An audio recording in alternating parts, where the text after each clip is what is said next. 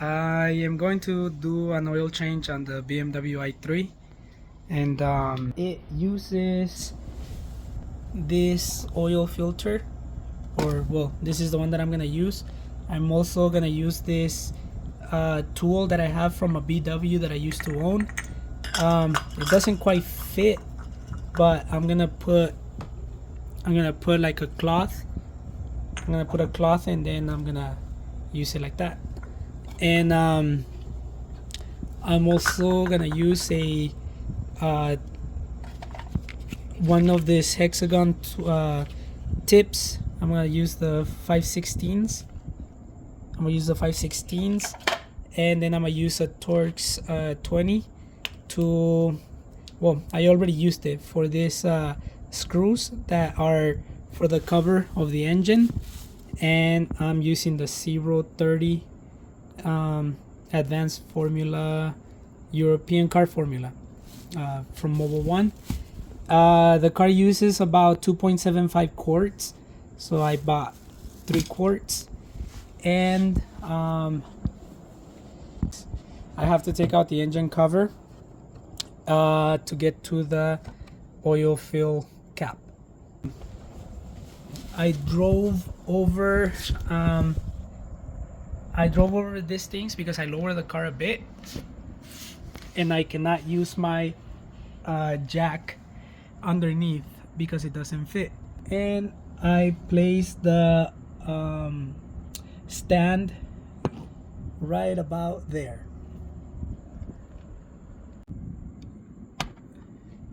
Alright, just so you can see, this is the drain bolt, and right here is the oil filter. So it's easy to access. It's just, getting underneath the car to undo both of those. This one is dripping because I've already started undoing it. Alright, so that's draining. I just gotta clean up that because it got dirty, and I'm gonna attempt to take out the oil filter now. Let's see if it's hand tight. Ooh, there's no grip. Alright, so the tool that I was trying to use did not work, so I'm going barbarian with it. And I'm using this. I've already gone a little bit where I loosen it up. There it goes. There you go, done. Now I'm gonna put the container right below it. See if I can make it without too much oil spill. Alright, so I got scared because on the inside there, I noticed that was in there, and apparently it's some kind of rubber. I really don't know what it is, but some kind of rubber. So I'm not so scared anymore, but I thought it was metal, so I'm like, oh gee, the engine's gonna be messed up, or the generator, but it's not. I guess it's just some kind of rubber. I mean, I'm still gonna try to find out what it is, but that's what I found in there.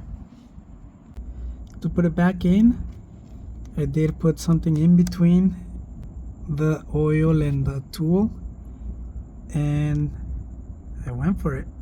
I just you're supposed to torque it to spec, so I'll tell you what the specs are. And to torque the oil filter, you torque it to 10 Newton meters, and the oil filter plug, you torque it to 28 Newton meters. Alright, so that's it. Okay, so here it is. I am now adding the oil to it, and I put the funnel to avoid spills, And like I said, this is gonna take about 2.75 quarts. Okay, so to reset the oil light, you pretty much without pressing the brake, you click on the start button to start the accessory mode, and then